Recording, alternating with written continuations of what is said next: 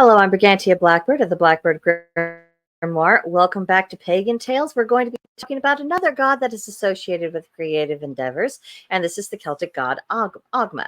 He's a god of eloquence, inspiration, language, and in addition to all that, he is also a mighty warrior.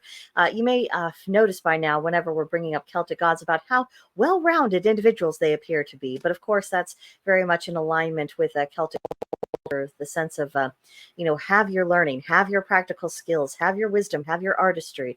It isn't about limiting yourself into one particular fact, one particular speciality. And I think there's a lot of inspiration we can take from that, from that mindset. But going on, evidently, Ogma was so keen to fight that he actually had to be chained until the moment arrived for military action. And then they just kind of pointed him in the general direction of the enemy, broke the chain, and, watched the mayhem ensue. So very handy ally, a bit difficult to control when he didn't have an active job to do. But despite all of his ferocity when it came to actual physical conflict, he was a lot more than just muscle. And this brings us to the Ogam. Ogma is credited with inventing the Ogam, which is a Celtic alphabet. And just as Norse runes can be used for more than just the mundane purposes for writing, but they can also be used for magical and divinatory purposes, it is the same exact story with the Ogam. And I know there are people who say otherwise. However, I have gotten quite excellent, very accurate, and insightful readings from both runes and Ogam. So as far as I'm concerned, that's really a dead issue. And the people who are still trying to claim that, oh no, they can't be used for that purpose, maybe you haven't tried hard enough. Just saying. But if you noticed in the illustration we had on the previous slide, Ogma does have this pierced tongue, and it's attached to change, and that connects him with little dangling humans.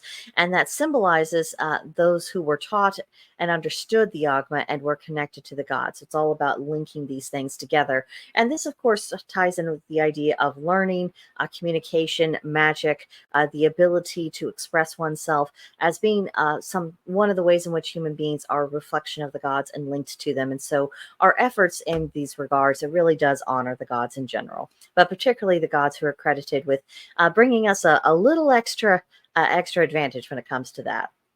So let's talk about fighting words. Agama's success in conflict was not based alone in his physical prowess, just as impressive as it was, and it was indeed impressive. But Agama's manner of speech and his insight, his intellect, they were very powerful weapons as well. And sometimes we forget how powerful words can be until we think about how much effort is required to combat falsehoods and to reject the impact that cruel words would otherwise have on our psyches.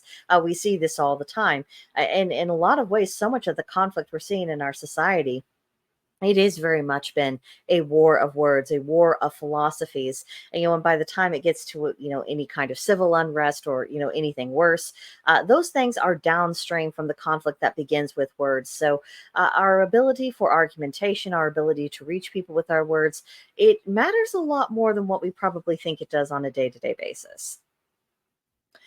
So, working with Ogma, forming a relationship with Ogma can actually help us become better communicators. Now, despite the dismal state of human relations in general and the impact of the digital world is increasingly being treated as at the actual world, we still have ample cause to seek out Ogma's wisdom. We can ask for his blessing through ceremony and ritual. It would be very effective to incorporate the Ogma in such proceedings as that, reciting poetry and speeches dedicated to Ogma, highlighting his talents. It never hurts to flatter the gods. And of course, we could also offer writing implements, books, and even instruments, because he's also linked with playing instruments as well. He has a lot in common with the Norse god Bragi.